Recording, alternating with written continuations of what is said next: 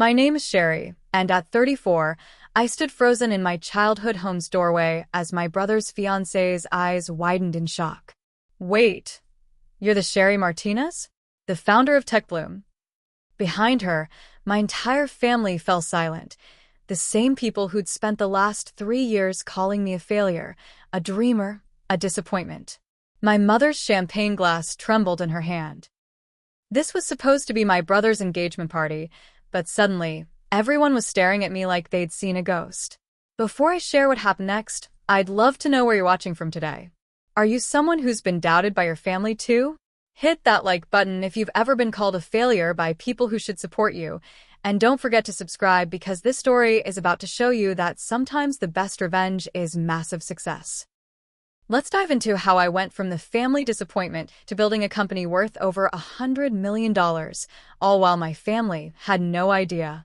3 years before that shocking engagement party, I made the decision that would turn my entire family against me.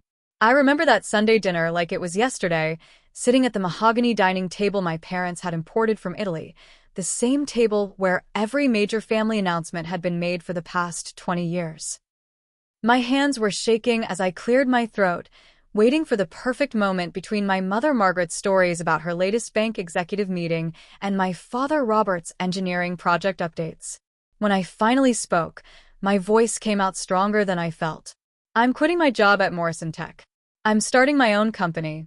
The silence that followed was deafening. My mother's fork clattered against her plate, and my father's face turned that particular shade of red I'd only seen when he discovered I'd changed my major from pre-med to computer science in college. But it was my brother Daniel who spoke first, letting out that condescending laugh he'd perfected during his years climbing the investment banking ladder. You're joking, right? You're going to leave a six-figure salary to play startup? Do you even know how many startups fail in the first year? My sister Lauren, ever the practical lawyer, didn't even look up from her phone as she added, 90%. That's the failure rate, Sherry. 90%. What followed were 3 years of relentless mockery and degradation that would have broken most people. Every single Sunday dinner became an interrogation session where my life choices were dissected with surgical precision. My mother, who had spent 30 years climbing the corporate ladder at Wells Fargo, couldn't comprehend why I would throw away what she called real stability for what she termed my little computer project. She had this way of saying it too, with just enough condescension to make it clear she thought I was having some kind of early midlife crisis. "When are you going to get a real job again, sweetheart?" became her favorite refrain, usually accompanied by sliding job listings across the table that she'd printed from LinkedIn. My father's disappointment was quieter, but somehow more painful. He'd stop talking whenever I entered the room, his engineering mind unable to compute why I'd chosen what he saw as gambling over guaranteed success. He'd spent 40 years at the same company, working his way up from junior engineer to department head, and to him, entrepreneurship was just a fancy word for unemployment. During family gatherings, he'd introduce Daniel as my son, the investment banker at Goldman Sachs, and Lauren as my daughter, the corporate lawyer at Whitman and Associates, but when it came to me, he'd just mumble something about me being between opportunities. Daniel took every opportunity to highlight the contrast between us. He'd show up to dinners in his designer suits, casually mentioning his latest bonus or the vacation home he was considering in the Hamptons. "Hey, Sherry," he'd say with that fake concern he'd mastered, "I could probably get you an interview for an entry-level analyst position at my firm. I mean, you'd have to start at the bottom again, but at least it's something stable." The worst part was how he turned to our parents afterward, playing the caring brother. "I'm just trying to help her get back on track. It breaks my heart to see her struggling like this." Lauren's cruelty came wrapped in the guise of sisterly advice. She'd forward me articles about startup failures, highlighting statistics about founder depression and bankruptcy rates.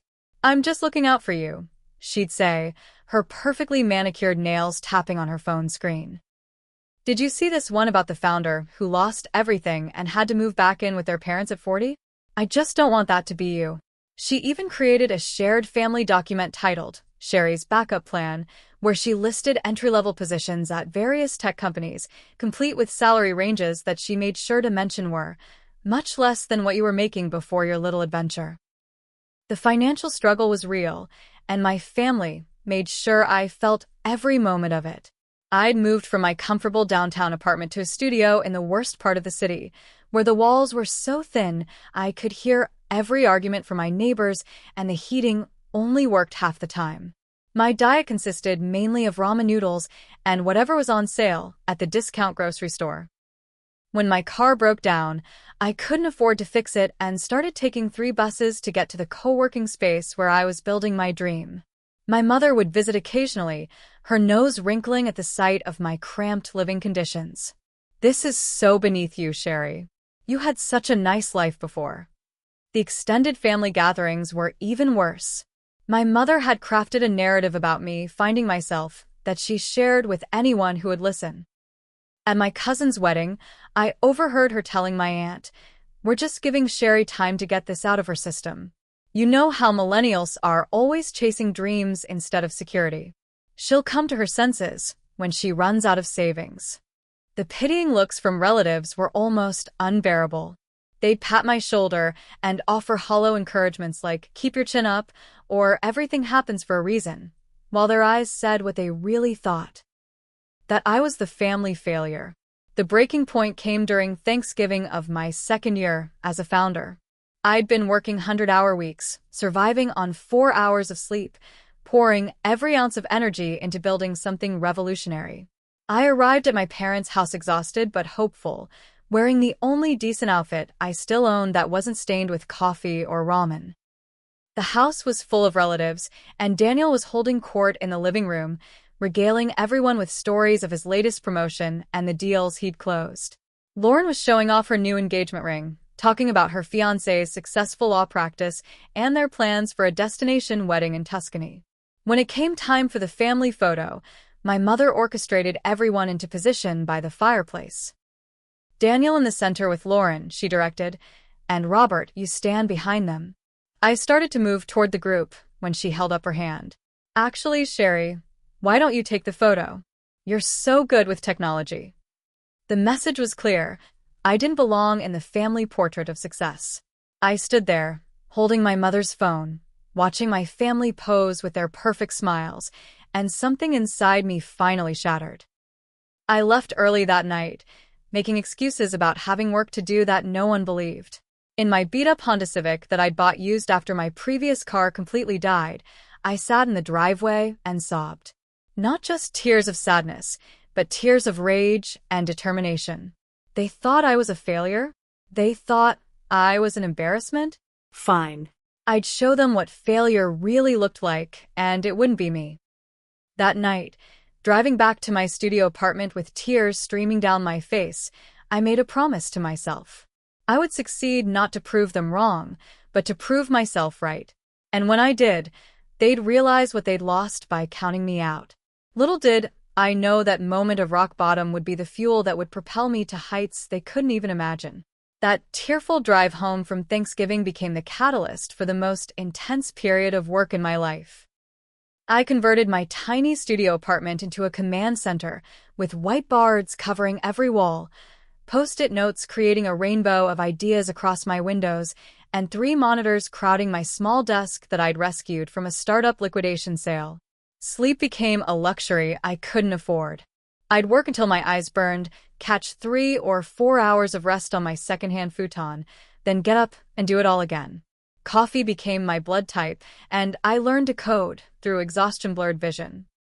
My co-founders were the only family I needed during those dark months.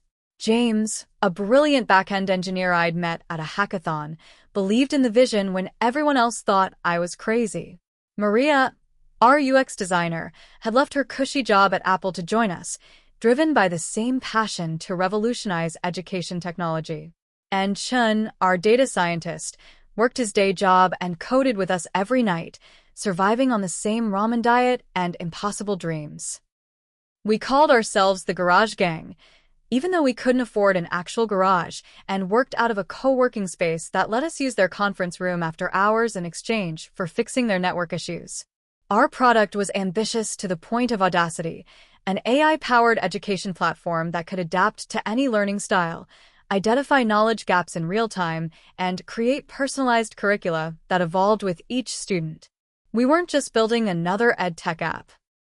We were creating something that could democratize education on a global scale.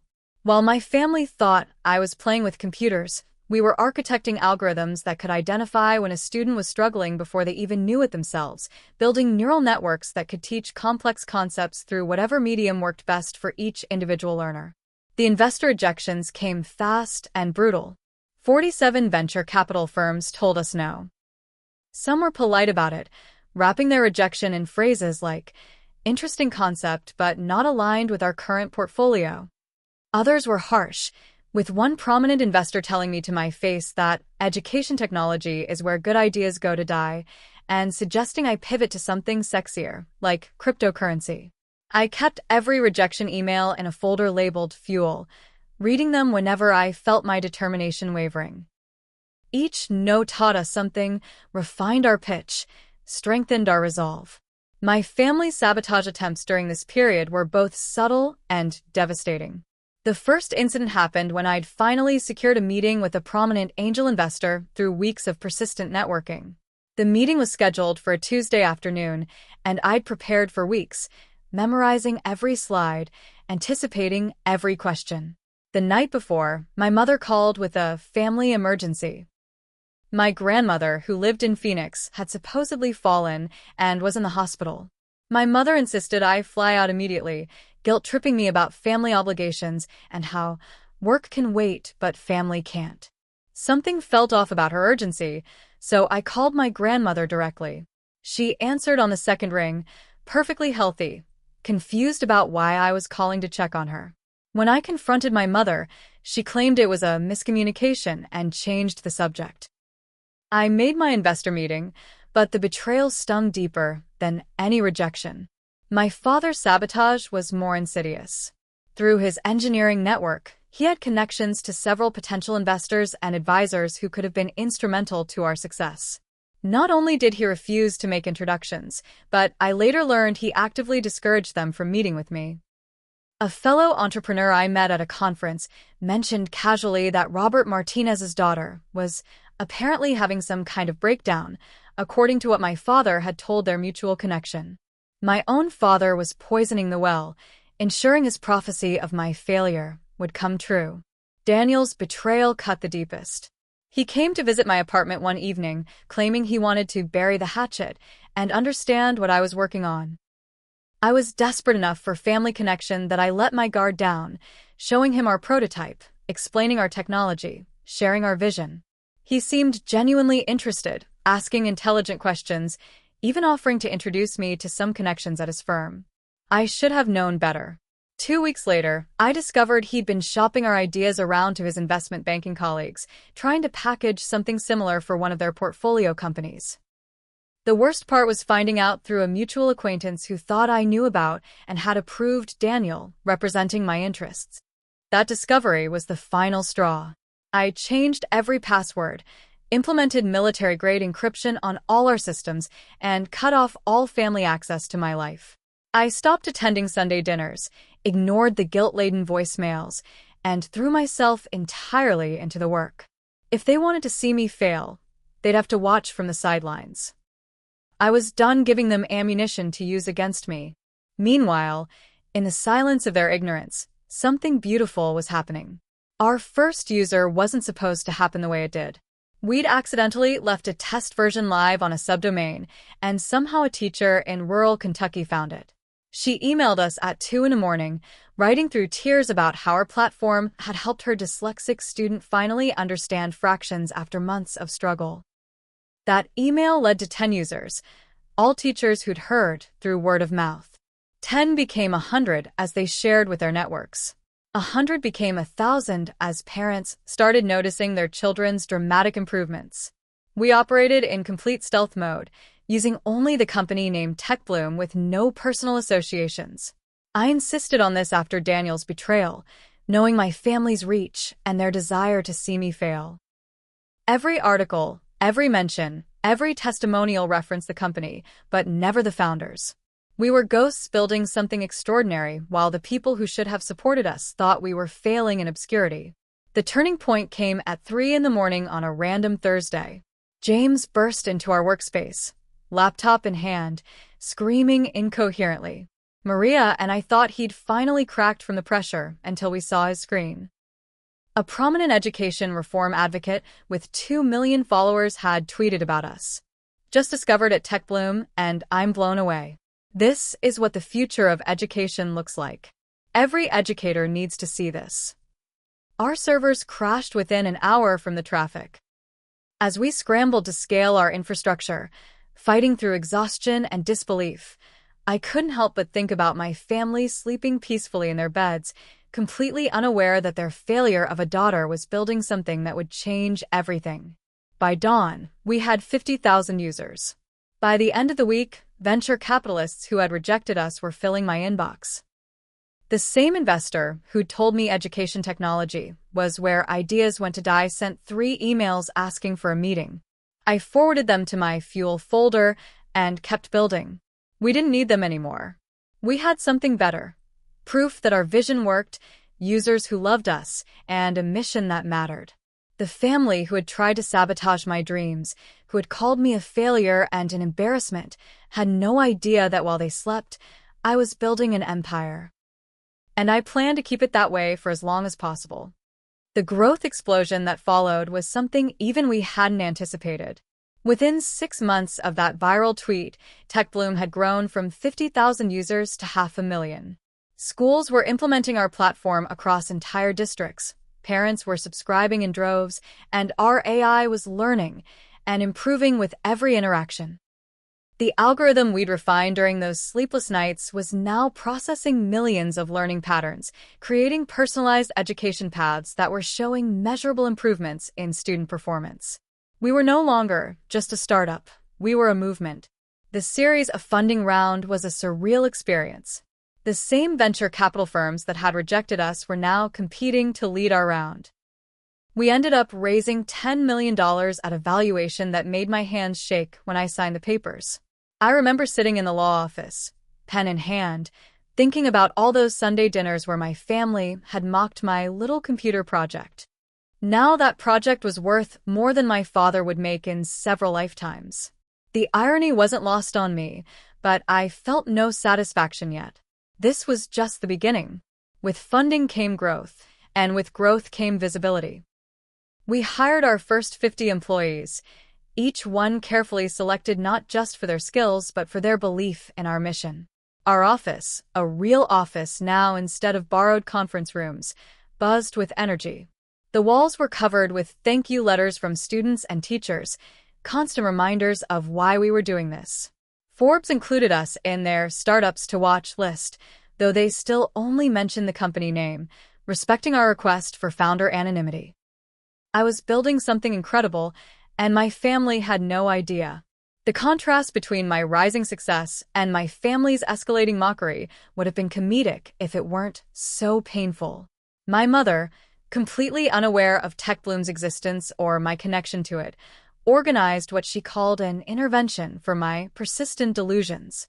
She invited my therapist cousin Sandra, who specialized in treating failure to launch syndrome in adults.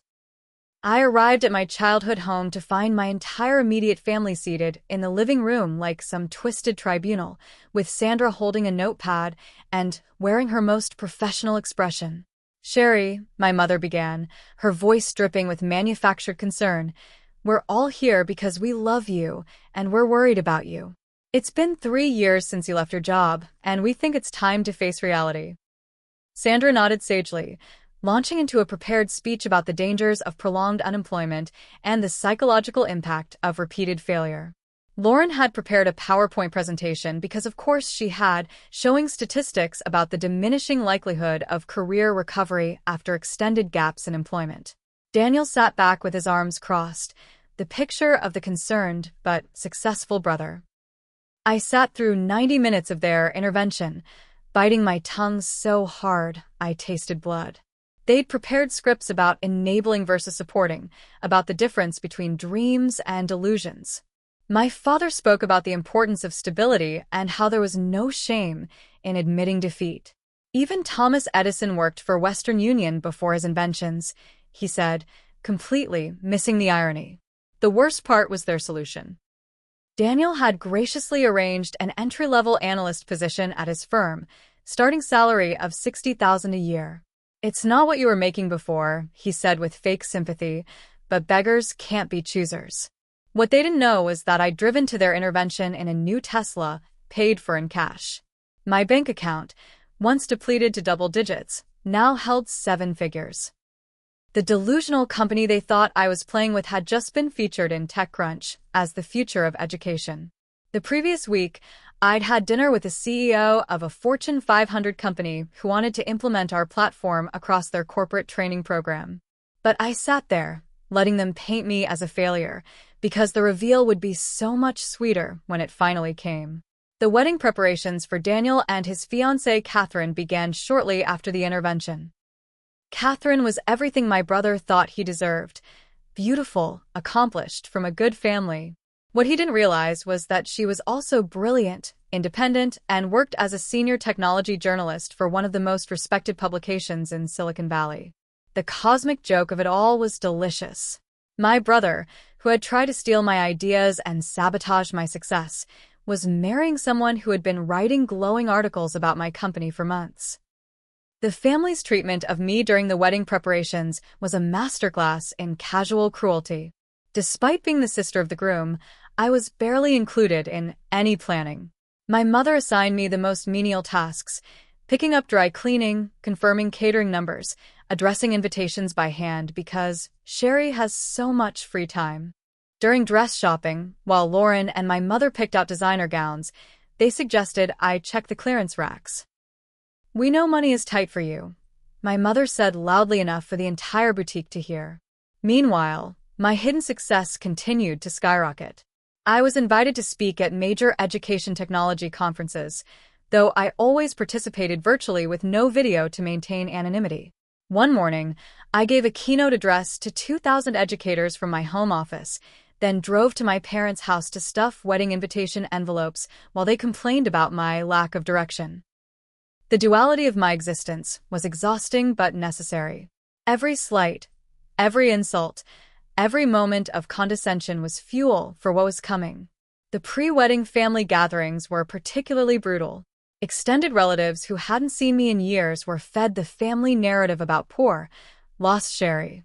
My successful cousins were paraded around like trophies while I was relegated to the kids' table, literally, because there wasn't enough room at the main table. My Aunt Patricia, a venture capitalist herself who had unknowingly reviewed and passed on TechBloom in our early days, spent 20 minutes lecturing me about the importance of being realistic about one's limitations. "Not everyone is meant to be an entrepreneur, dear," she said, patting my hand condescendingly. "There's no shame in being ordinary." The final pre-wedding dinner was almost my breaking point. Daniel had invited several of his investment banking colleagues, the same people he'd tried to shop my ideas to years earlier. They spent the evening discussing failed startup ideas they'd seen, unknowingly describing features that were currently part of TechBloom's core offering. One of them, obviously prompted by Daniel, asked me directly what happened to my education startup thing. Before I could answer, Daniel jumped in with, "Oh, that never really got off the ground. Sherry's exploring other options now. Actually, we're hoping she'll have some good news about real employment to share at the wedding."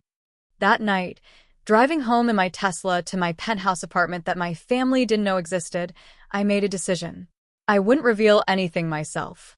I'd let the truth come out naturally, organically, in a way they could never deny or diminish. Catherine, the brilliant tech journalist who had been unknowingly championing my company, would be the catalyst. The woman my brother was marrying would be the one to expose just how wrong they'd all been. The poetry of it was perfect. As I looked out over the city lights from my floor-to-ceiling windows, I smiled. They thought I was at rock bottom, but I was actually on top of the world.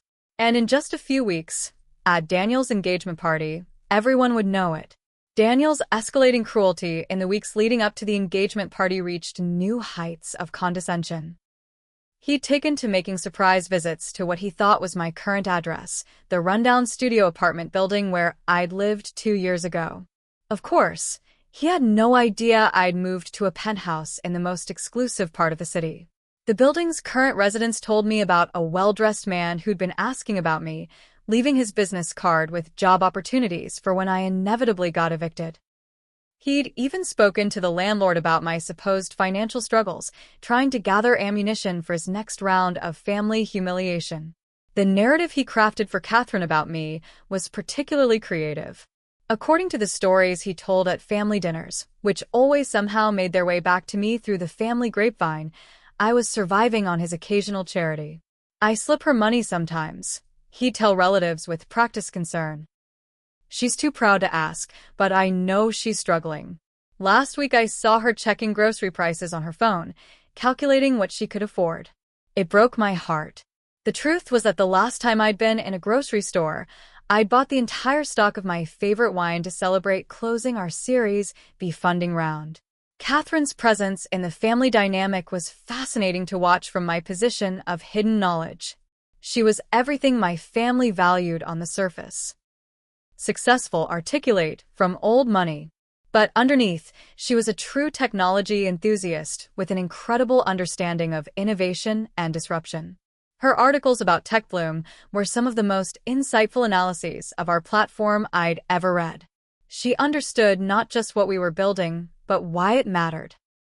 The fact that she was about to marry my brother, who represented everything wrong with traditional thinking about success, was a cosmic joke I couldn't have written better myself. The engagement party planning showcased my family's treatment of me in its full glory. My mother made a point of calling me with specific instructions about my appearance. Please wear something appropriate, Sherry. I know your wardrobe is limited, but this is important. Maybe Lauren can lend you something? She'd even offered to take me shopping, budget permitting, with a tone that suggested she was making a great sacrifice. I assured her I'd find something suitable, not mentioning the closet full of designer clothes I now owned but never wore around them. 3 days before the party, I was in my office conducting a virtual interview with Catherine herself. She was writing a feature piece on TechBloom's upcoming Series C round and our plans for international expansion. My camera was off as always, maintaining the anonymity I'd carefully cultivated. Her questions were brilliant, probing not just the technology, but the philosophy behind our approach to education. What drives you to maintain such privacy? She asked near the end. Most founders at your level of success are building personal brands. I gave her a standard answer about letting the work speak for itself, but I wondered what she'd think when she learned the real reason. The night of the engagement party arrived with all the pomp my mother had dreamed of. The country club was decorated in white and gold, crystal chandeliers casting perfect light on the crowd of successful professionals my parents had cultivated as friends. I arrived deliberately late, wearing a simple black dress I'd owned since my corporate days, my actual designer pieces left in my closet. My mother's face when she saw me was a mixture of relief that I'd shown up and disappointment that I hadn't managed to look more impressive. The early part of the evening was a parade of humiliations. My mother introduced me to guests with qualifiers like, "Sherry's in transition right now," or, "She's exploring her options." Daniel's investment banking colleagues regarded me with a kind of polite disinterest reserved for plus ones who didn't matter. My father avoided me entirely, embarrassed by his daughter who'd squander her potential. Lauren held court with other lawyers, occasionally gesturing in my direction while mouthing what was clearly an explanation for why her sister was such a disappointment. The seating arrangement told its own story. I was placed at a table in the back corner with distant relatives and family friends' children who were too young to sit with the adults. My place card was clearly a last-minute addition, slightly off-center and written in different ink. From my exile, I watched the main table where my immediate family sat with Catherine and her parents, all of them glowing with success and mutual congratulation. Daniel gave a toast about surrounding yourself with winners, about how Catherine elevated him to be better. The implication about who in his life didn't elevate him was crystal clear. Catherine seemed increasingly uncomfortable as the evening progressed. I watched her watching my family's treatment of me, saw her notice the small slights and deliberate exclusions. When my mother loudly mentioned that I'd been between opportunities for quite some time now, Catherine's brow furrowed. When Daniel made a joke about his charity case sister, she didn't laugh. Her journalistic instincts were clearly triggered by the disconnect between the family narrative and whatever she was observing in me. The conversation that would change everything started innocently enough. Catherine had stepped away from the main table to get some air on the terrace, and I'd escaped there for the same reason. She looked stunning in her engagement dress, but tired from the performance of meeting everyone's expectations. We stood in comfortable silence for a moment before she spoke. "You're not what I expected," she said carefully. "Daniel talks about you a lot, but meeting you in person, something doesn't add up." I kept my voice neutral, asking what she meant. She studied me with those sharp journalist eyes, the same ones that had seen through corporate doublespeak to understand what made Tech Bloom special. The way you carry yourself, the way you speak, even the way you observe everyone. You're not someone who's failed at anything. You're someone who's waiting. The accuracy of her assessment was unnerving. I deflected, asking about her work, which led naturally to her mentioning the Tech Bloom article she'd just finished. "It's the most exciting company I've covered in years," she said, her passion genuine. "The founder is brilliant but frustratingly anonymous. I've interviewed them twice now, only audio, and there's something about their voice." She paused, looking at me more intently. "Actually, the way they structure their thoughts reminds me of how you just responded to my question. Same careful consideration, same subtle deflection." My heart was racing, but I kept my expression neutral, asking her to tell me more about this company I'd supposedly never heard of. The noise from the party drifted out to the terrace as Catherine launched into an enthusiastic explanation of Tech Bloom's technology, its impact, its potential.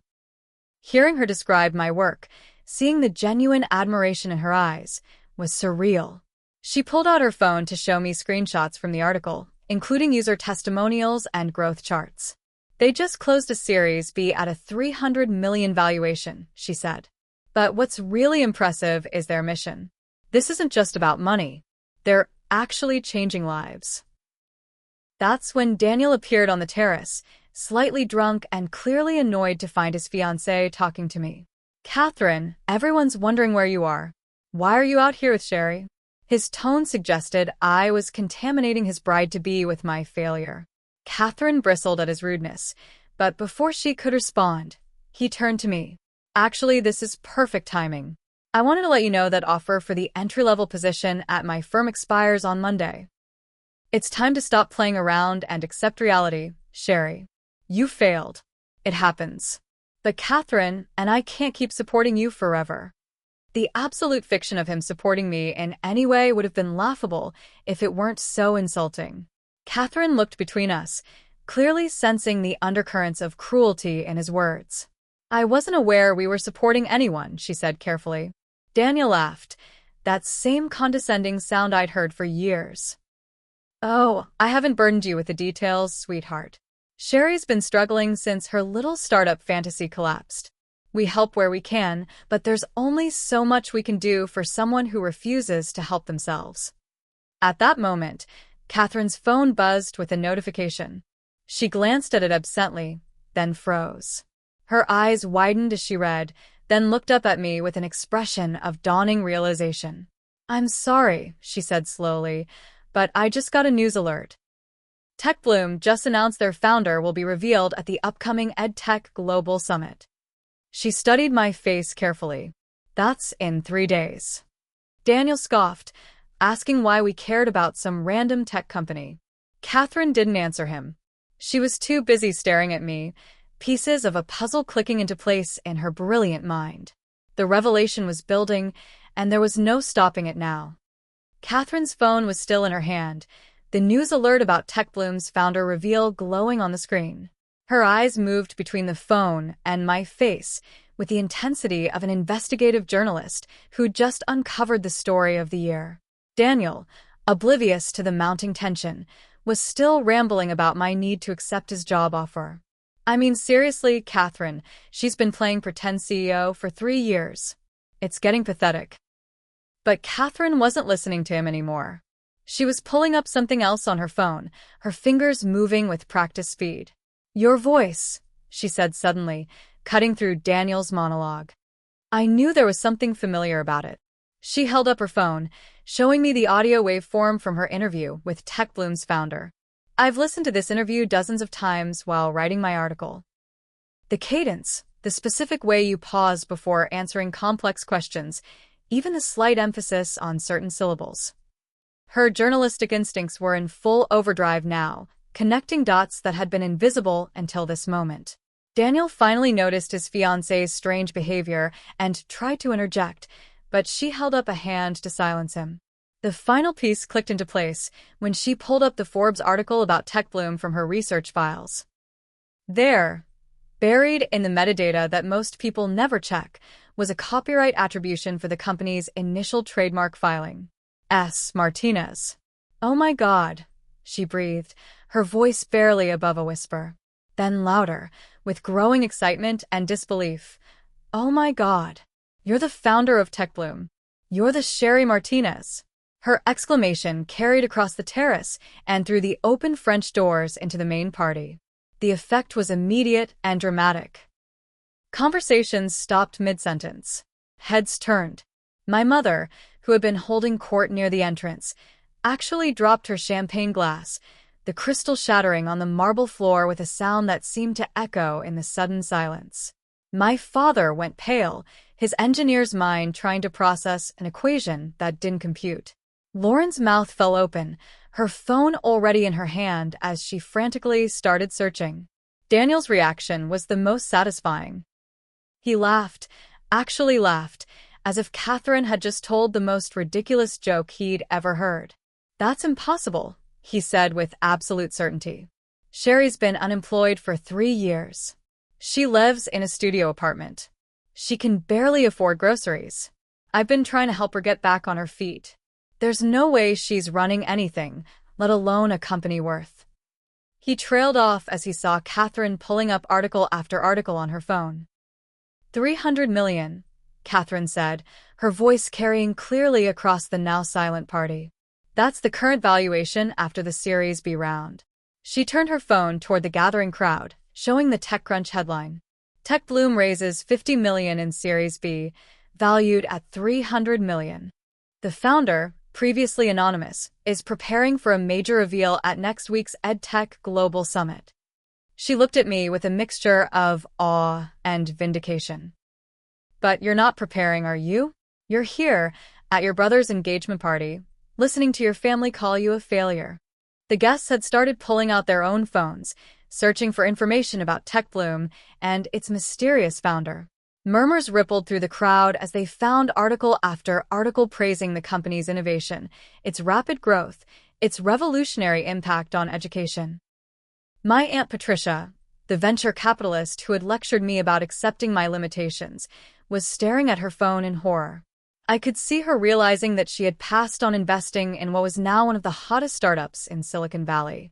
My mother attempted damage control, her voice shaky but trying for authority. "There must be some mistake. Sherry would have told us if she was running a successful company. We're her family.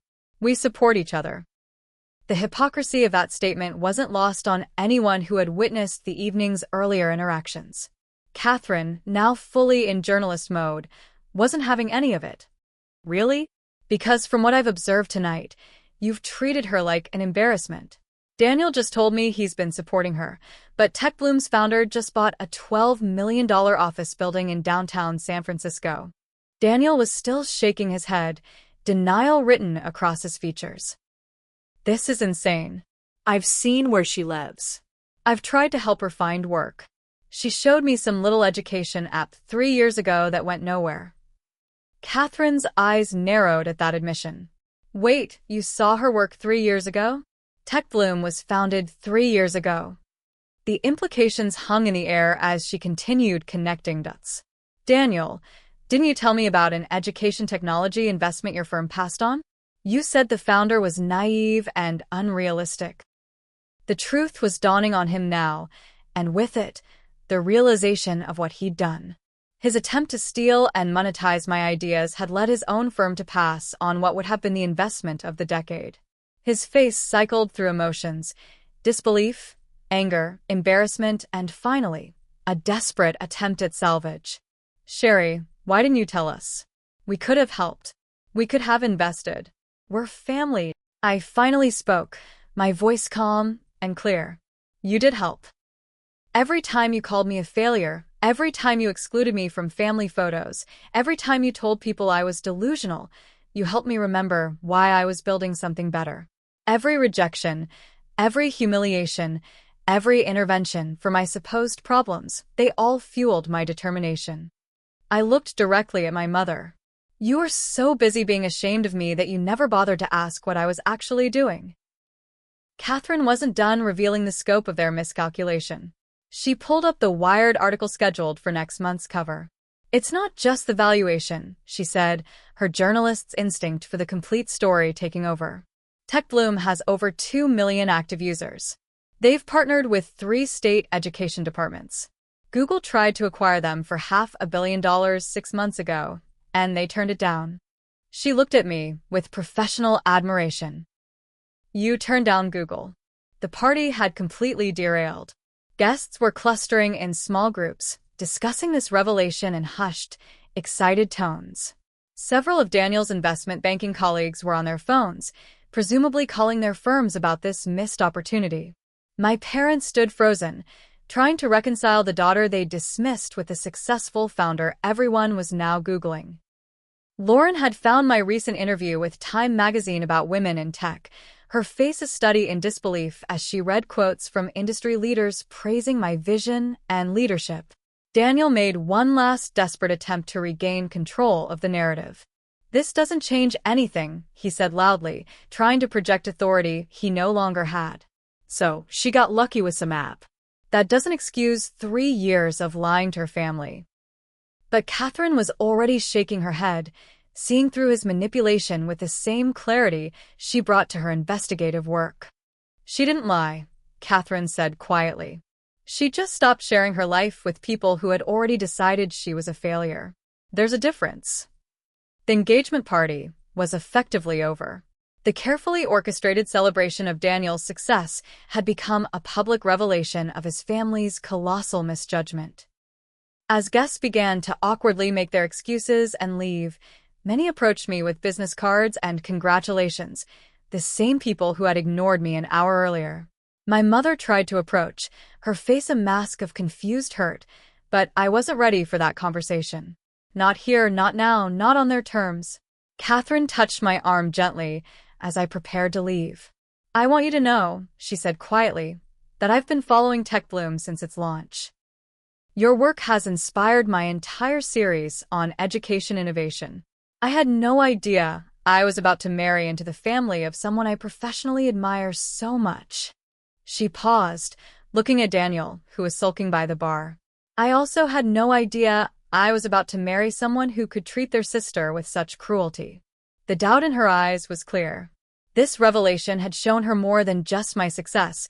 It had revealed the true character of the man she'd agreed to marry. As I walked out of that country club, leaving behind the shattered remains of my family's assumptions, I felt the weight of 3 years of secrets lifting from my shoulders. The truth was out, and it had come from the most unexpected source, the woman my brother thought represented his superior life choices. The irony was perfect, and it was only the beginning. The aftermath of the revelation hit like a tsunami. Within hours of leaving the party, my phone was flooded with messages from family members who hadn't contacted me in years. My mother's voicemails evolved from confused to desperate over the course of the night. Sherry, sweetheart, there's been a terrible misunderstanding. Call me back. We need to talk about this as a family. By the 5th message, her tone had shifted to barely controlled panic. I don't understand why you would hide this from us. We're your parents. We've always supported your dreams. The revisionist history was starting already.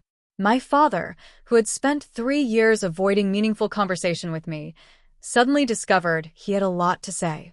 His texts came in rapid succession, each one more ridiculous than the last. Proud of you, kiddo. Always knew you had it in you. Then, your mother's upset. You should have told us. And finally, let's have lunch Monday to discuss how I can help with the company. My engineering expertise could be valuable. The man who had called entrepreneurship gambling was now ready to offer his expertise to a $300 million company. But it was my siblings' attempts at damage control that truly showcased the depths of their desperation. Lauren, ever the lawyer, tried to reframe the narrative in her favor. She posted on LinkedIn about her entrepreneur sister and how she'd been providing legal guidance throughout her journey. The post included a photo of us from 5 years ago, the last time we'd taken a picture together.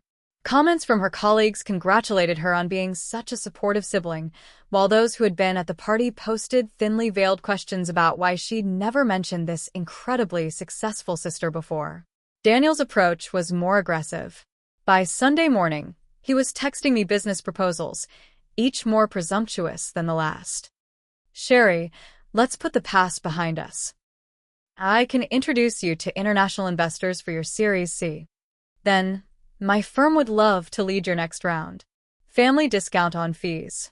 The final message revealed his true desperation. "You need someone who understands finance at your level. I'll leave Goldman to be your CFO. We're family. We should be building this together." The audacity of expecting me to hand him an executive position after 3 years of sabotage and mockery was breathtaking. The extended family circus was equally entertaining. My Aunt Patricia, who had told me to accept being ordinary, sent a long email apologizing for not recognizing my potential and offering to introduce me to her extensive network. She conveniently forgot to mention that she'd already had the chance to invest in Tech Bloom and had passed. Cousins who hadn't acknowledged my existence in years suddenly remembered how close we'd been as children. Every family member seemed to have a story about how they'd always believed in me, how they'd seen the signs of future success that others had missed. Catherine's perspective on everything had fundamentally shifted. She called me Sunday afternoon, her voice heavy with revelation and regret. "I've been replaying every story Daniel ever told me about you," she said. "Every single one was designed to make you look pathetic and him look generous. I'm a journalist. I'm supposed to see through lies, but I believed him because I thought I was in love with him." She paused, and I could hear her taking a steadying breath. "I've also been going through my notes from interviewing you. You asked me once why I thought TechBloom's founder stayed anonymous. Now I understand. You were protecting yourself from people who would have tried to tear you down or take credit for your success." The truth about Daniel's attempts to undermine me was starting to surface in other ways too. One of his colleagues, perhaps sensing which way the wind was blowing, forwarded me an email chain from 3 years ago. In it, Daniel had pitched my ideas to his firm, claiming he was working with his technically gifted but business-naive sister, and suggesting they could acquire the technology cheaply. The firm's rejection had been brutal, calling the ideas unrealistic and lacking commercial viability. Daniel had never told me he'd tried to sell my concepts. He'd simply let me think no one was interested. The Monday after the party brought the confrontation I'd been expecting. My parents showed up at TechBloom's offices, having found the address online. The contrast between them and our workspace was stark. My mother, in her conservative suit, looked around at the creative chaos of a thriving startup, at the walls covered with user testimonials, at the young, passionate team building something revolutionary. My father studied the architectural awards our office renovation had won, probably calculating the cost and comparing it to what he'd spent his entire career earning. "How could you do this to us?" my mother asked when we were alone in my office, tears streaming down her face. "How could you let us think you were struggling when you had all this?" The narcissism of making my success about her feelings was perfectly on brand. I explained, calmly and without emotion, that I hadn't let them think anything. They had decided I was a failure the moment I left my corporate job, and nothing I said or did could have changed their minds. They had chosen to see struggle where there was determination, failure where there was building. My father tried a different approach, attempting to leverage what he saw as his technical authority. "You should have consulted me," he said, studying the awards on my wall. "I have 40 years of experience you could have used. Think how much further along you'd be if you'd just asked for help." I reminded him of the time I'd tried to explain our initial concept, and he dismissed it as playing with computers. I mentioned his telling his colleagues not to invest in my pipe dream. His face reddened, but he persisted. That was before you'd proven anything. Now that you're successful, you need experience guidance. The revelation that Catherine had called off the engagement came during this meeting. Daniel burst into my office unannounced, his face twisted with rage. You destroyed my life, he screamed, completely ignoring our parents' presence. Catherine left me because of you. She says she can't marry someone who would treat family the way I treated you. This is your fault. The logical gymnastics required to blame me for the consequences of his own cruelty would have been impressive if they weren't so pathetic. My mother tried to mediate, falling back on familiar patterns. Sherry, you need to fix this. Daniel is your brother. Whatever happened between you, family comes first. The same woman who had excluded me from family photos, who had staged an intervention for my delusions, who had spent 3 years telling anyone who would listen that I was the family disappointment, now wanted me to prioritize family loyalty. The hypocrisy was staggering, but entirely expected. I stood up, signaling that the meeting was over. Family does come first, I agreed. That's why I built a new one. My co-founders, my team, the educators who believed in our vision when no one else did. They're my family. They supported me when you were tearing me down. They believed in me when you called me delusional. They celebrated every small victory while you were planning interventions. I looked at each of them in turn. You had 3 years to be my family. You chose to be my critics instead. Daniel made one last desperate play. You owe me, he said, his voice low and threatening. I helped create those ideas. I deserve equity. I'll sue if I have to. Catherine, who had been waiting in the lobby and heard the commotion, appeared in the doorway. Actually, she said calmly, I've done some investigating. The email trail shows you tried to steal Sherry's ideas and sell them without her knowledge. That's corporate espionage and intellectual property theft. If anyone has grounds to sue, it's her.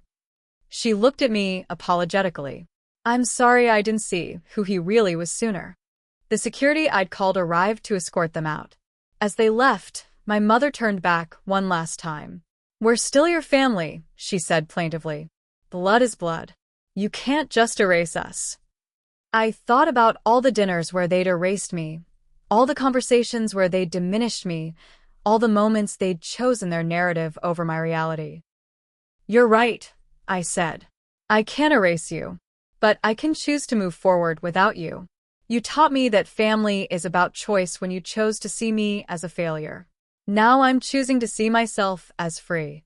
The weeks that followed were filled with increasingly desperate attempts to re-enter my life. Lawyers' letters demanding family mediation. Social media posts trying to claim reflected glory.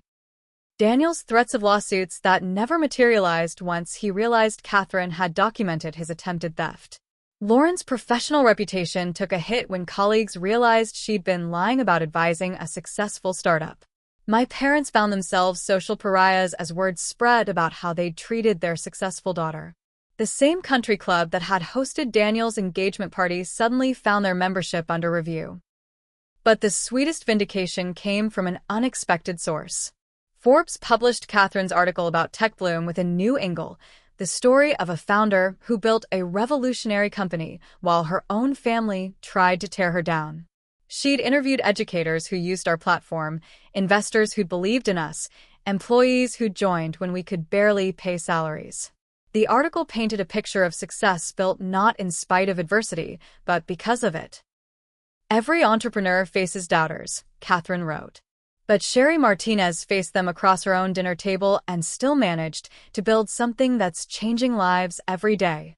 The article went viral, resonating with everyone who'd ever been told they weren't good enough by people who should have supported them. My inbox filled with stories from other entrepreneurs, artists, dreamers who'd faced family opposition.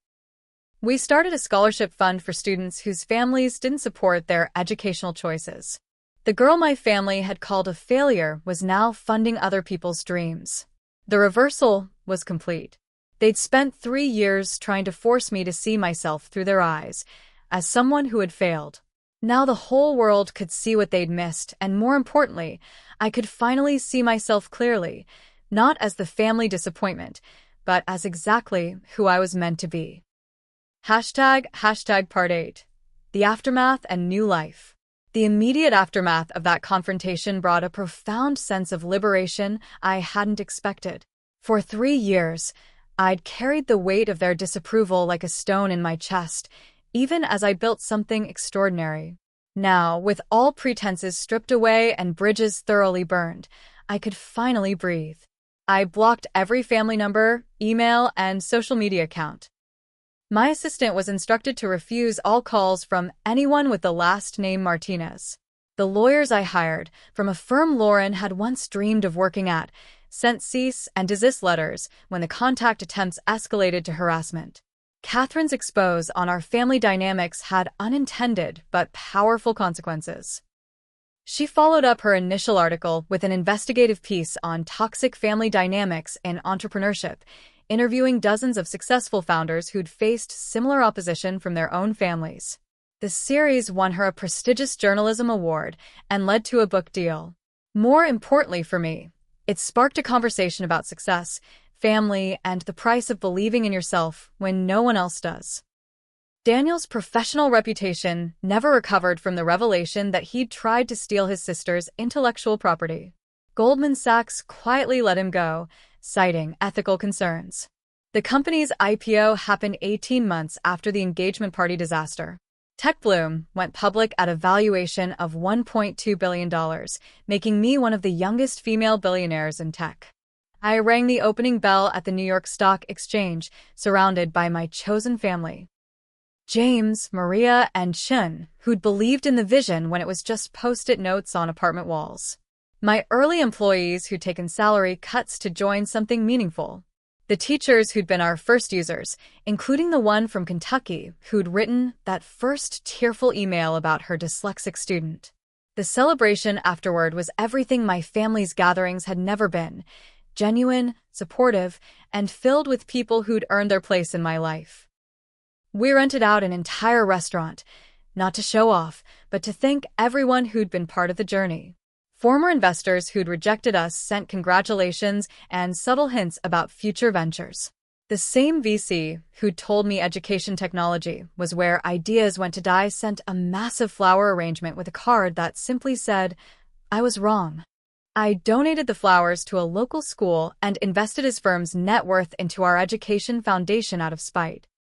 My new life bore no resemblance to the struggle my family had imagined for me. The penthouse apartment I'd hidden for so long became my sanctuary, its walls decorated with letters from students whose lives we'd changed. I traveled the world speaking at conferences, not about business strategy or growth hacking, but about resilience, about building something meaningful when everyone expects you to fail. Young entrepreneurs sought me out, especially those dealing with family opposition, and I became an unofficial mentor to dozens of dreamers whose own families called them delusional. The attempts to reconnect continued for months. My mother sent letters through mutual acquaintances, each one rewriting history a little more dramatically. In her version of events, she'd been secretly supporting my dreams all along, playing devil's advocate to make me stronger.